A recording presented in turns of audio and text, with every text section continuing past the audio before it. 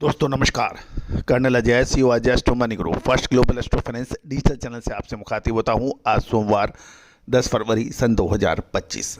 दोस्तों सोमवार और रविवार दो महत्वपूर्ण दिन हैं जहां हम आपको विभिन्न कमोडिटीज़ की साप्ताहिक विश्लेषण आप तक प्रस्तुत करते हैं। दोस्तों मैं आप पूरी टीम की तरफ से आपका शुक्रगुजार हूं। आपको धन्यवाद प्रेषित करता हूं कि आपने हमारे चैनल को बहुत प्यार और सम्मान दिया और देश का पहला सबसे अग्रणी चैनल की पंक्ति में खड़ा किया। आज के इस एपिसोड में सरसों और सोयाबीन की साप्ताहिक समीक्षा हम देने का प्रयास करेंगे। शो पसंद आए तो लाइक कीजिएगा और चैनल को अभी तक सब्सक्राइब नहीं किया है, पहली बार आए हैं तो चैनल को सब्सक्राइब करने में घंटी के निशान यानी बेल आइकन को पुश कीजिए ताकि सारी नोटिफिकेशन आप तक सबसे पहले पहुंचाई जा सके।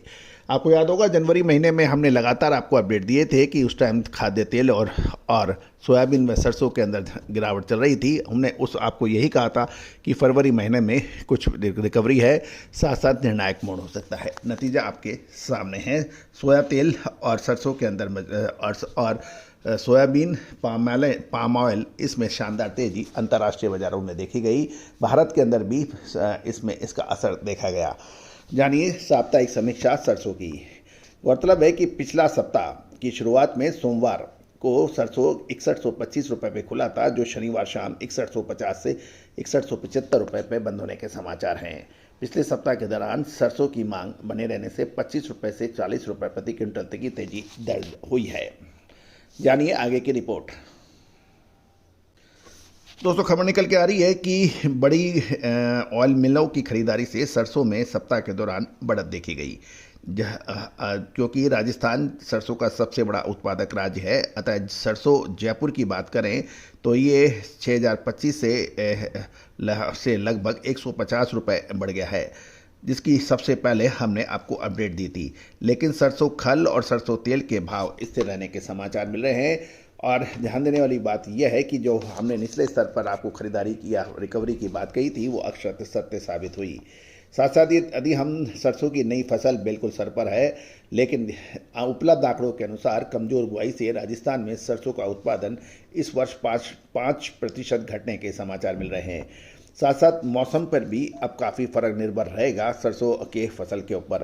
फरवरी मौसम की बात करें तो ये तापमान लगातार वृद्धि होने की उम्मीद मौसम विभाग ने दी है, लेकिन अगले 2-3 दिन तापमान में कुछ गिरावट और हल्की बारिश के भी खबर या अनुमान मौसम विभाग के अनुसार है। सरसों तेल की जहाँ तक बात करें कि यदि लगातार गर्मी बढ़ेगी तो सरसों का उतारा कम हो जाएगा और क्रशिंग पैरिटी पर प्रभाव पड़ेगा। कुल मिलाकर अंतर्राष्ट्रीय बाजारों में मांग कमजोर होने से खल की निर्यात की स्पीड भी घट रही है और सरसों के अंदर अब महत्वपूर्ण मूवमेंट आने की संभावना अब बन गई है। क्या वो तेजी के होंगे या मंदी के, विशेष अग्रिम रिसर्च रिपोर्ट के लिए संपर्क करें। गौरतलब है कि ट्रेडिंग के नज़रिए से देखें तो अभी देखो और इंतज़ार करने का वक्त है। जहाँ तक सोयाबीन की बात करें तो सोयाबीन की साप्ताहिक रिपोर्ट के मुताबिक पिछले सप्ताह की शुरुआत में सोमवार महाराष्ट्र सोलापुर में 4300 रुपये पर खुला था और शनिवार ये 4330 रुपये प्रति क्विंटल पर बंद होने के समाचार हैं। सप्ताह के दौरान सोयाबीन के डिमांड रहने से 30 रुपये प्रति क्विंटल की मजबूत डिमांड भाव है और सप्लाई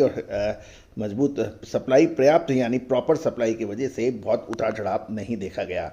दूसरी ओर खबर ये भी निकल के आ रही है कि राजस्थान के कोटा के कुछ व्यापारी एग्रेसिव बाइंग के भी समाचार मिले थे, जिसका अपडेट हमने आपको अपने चैनल पे दिया था ये शो के माध्यम से। साथ साथ अंतर्राष्ट्रीय बाजारों में सप्लाई और सोयाबीन को कड़ी कॉम्पिटिशन का सामना करना पड़ सकता है।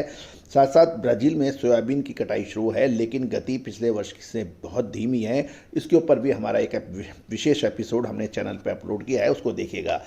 साथ साथ ध्यान देने वाली बात यह है कि सोयाबीन के अंदर हमें अमेरिका, ब्राज़ील और अर्जेंटीना पे कड़ी नज़र रखनी होती है। अर्जेंटीना की खबर रहे तो वहाँ पे सूखे से कुछ फसल प्रभावित थी, लेकिन अब बारिश होने से फसलों को कुछ राहत मिलने की समाचार है। लेकिन अर्जेंटीना में सूखे के कारण उत्पादनों में कुछ कमी की भी बात की जा रही है।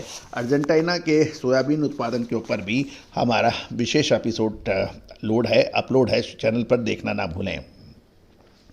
गौरतलब है कि सोयाबीन के वायदे पर जो प्रतिबंध लगा हुआ था वो 31 मार्च तक है। उसके 31 मार्च के बाद या उससे 2 से 5 दिन पहले उसके ऊपर निर्णय होने की संभावना है।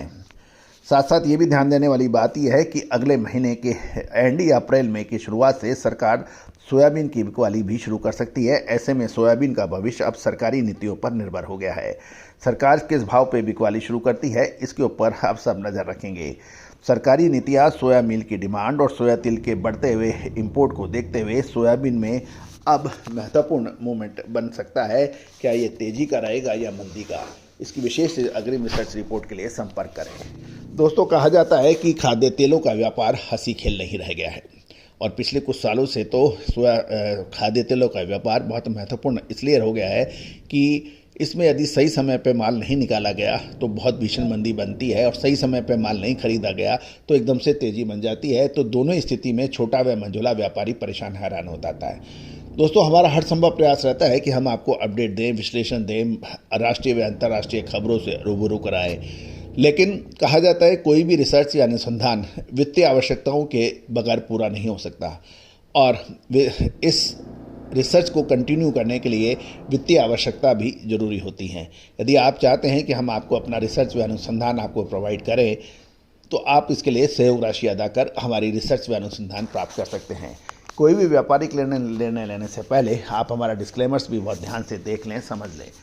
अब ये सभी जानकारियाँ रिसर्च व अनुसंधान के लिए दी जा रही है। किसी भी प्रकार की लाभानी की जिम्मेदारी हमारा चैनल नहीं लेता है। कार्य अपनी क्षमता व विवेक के अनुसार करें। ओवर ट्रेडिंग, सट्टेबाजी से बचें। व्यापार की नीतियों का पालन करें।